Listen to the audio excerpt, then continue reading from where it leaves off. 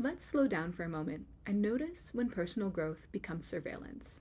In this video, I'll share with you why this happens, a few examples of how it showed up in my own life, and 2 simple art practices to move through them. By the end of the video, I hope you learn a little bit more about creativity and how to work with this energy. So let's slow things down for a minute because this next sentence is super important. It's one of my mantras. So breathing in and out.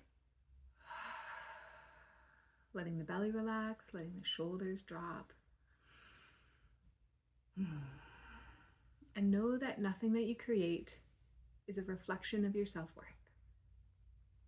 Creativity to me is about making choices about what we want and don't want based on our own understandings and not the understandings of anybody else. Super easy to say, really hard to do. Creativity itself is not that difficult because it could be for fine arts. Yeah, it could be for painting and drawing and making choices about what you like on the page. But it also can be of like, how do I want to navigate relationships? How do I want to decorate my home? What do I want to eat for dinner tonight? All of that can be a creative decision. And none of that, how we're showing up in that, none of that has to reflect our self-worth and who we are as people. So that's great to say, difficult to embody. So my example that I have is I was like, you know what, being really ambitious and getting a lot done is really important to me, and I just set up a whole schwack. I had a month of time that I was in Ecuador, and I was just like, let's go, let's get all these things done. And so I did multiple murals, like 6 or 7 classes for teaching, a whole bunch of stuff that I can't even name. And at the end of it, I was like, actually, you know what, I don't feel any better about myself. And I remind myself that in this season of motherhood, where I have a very limited capacity, very short windows of time where I can complete projects and complete tasks. It's like, my worth isn't going to be dependent upon how much I do. Easy to say. But when it goes on to the flip side, I took a day and a half of rest where I barely got off the couch. And I was like, oh, I don't feel any better about myself. To me, growth looked like being really, really ambitious and to be surveying every kind of waking moment of like, okay, how can I optimize this? How can I make this into the best possible use of my time? But it didn't make me a better person. It didn't make me feel any better on the core of who I am. So what's going on here? Underneath, for me, there was a root of not feeling enough. It wasn't a big, grand thing, but it was enough that it was like, ooh, let's try and compensate for this. And at the same time, there was also a desire to control the outcomes. So if I did enough, if I grew enough, if I was like enough of a person, then I would always have community, I would always have friends, and I would never be alone or on my own. And at the same time, I was also trying to control my finances. So it was like, if I create enough, if I do enough, then I'll have enough money to feel safe, feel protected from the unknown, protected from all of the different things that money can solve. It can't solve relational problems, but it can solve some problems on a financial level, of course. So what is that for you? You've clicked on this video because you're noticing that surveillance within yourself. So what is that surveillance trying to keep you safe from? What is that trying to protect you from? Because it's there for a reason and trying to help, just maybe doesn't quite have all the information yet. So I invite you to pause or maybe just check in and see, what am I trying to get out of this experience? Ironically enough, that this can be a bit of a catch-22. The more that we try and survey ourselves or like check in, the more that it can do the opposite. So for example, I was in a super intense business coaching session, or container rather, and it was about a month and a half long.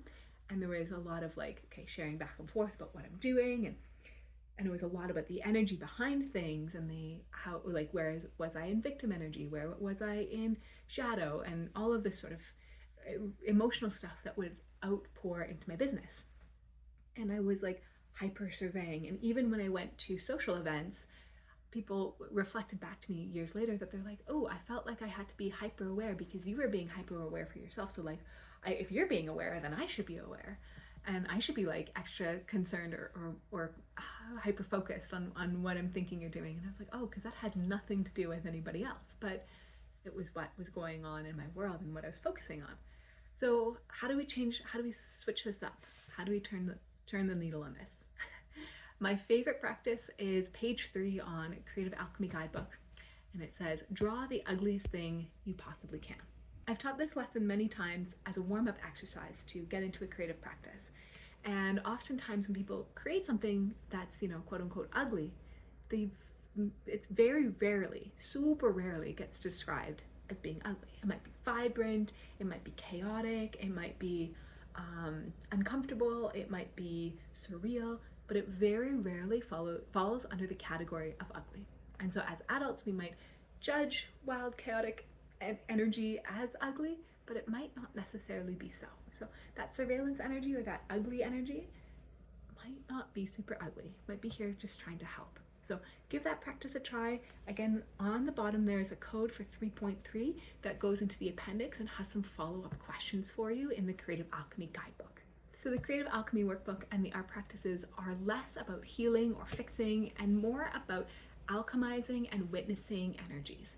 So our goal is to kind of transform it. We're taking that thing that's in our brain and getting it on the page and saying, hey, what's going on here? Not that it needs to be healed, not that it needs to be fixed, but just that by putting it here, we can alchemize it into something that we do want, making choices about what we want and don't want based on our own understanding, remember? So that's where that creative alchemy comes in. So by putting it on the page, what do you want now? How do you want to move forward with this surveillance energy? What is it serving? Is it still serving? Or is it ready to be let go of? By putting it out on the page, we have a chance to see it and witness it and make that decision. So if the root of the surveillance energy is not being enough or having a lack of control, let's work with that energy. So underneath the lack of control might be, the opposite might be surrender. Just trusting and letting go and just having faith that it'll all work out. Or that you're capable enough to handle whatever is being shown and thrown at you from life.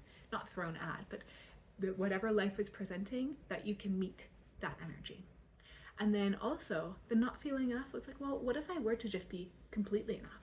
So on page 4 of Creative Alchemy, let's turn the page here,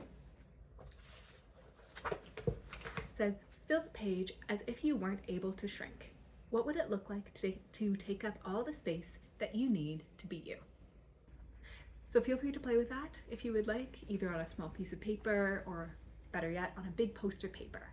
How much space can you take up? What would it feel like to be you? Just imagine that. Take a minute to slow down and soak that in. What would it feel like to be a fully you? And when you're done, feel free to post it on a fridge or on your altar or anywhere that you would see it often so that you can remind yourself of those experiences, of that energy, so you can bring it into life. So if you like this video, consider subscribing or sharing this with a friend. And if you like the Creative Alchemy Guidebook, feel free to purchase the book. And until next time, happy creating.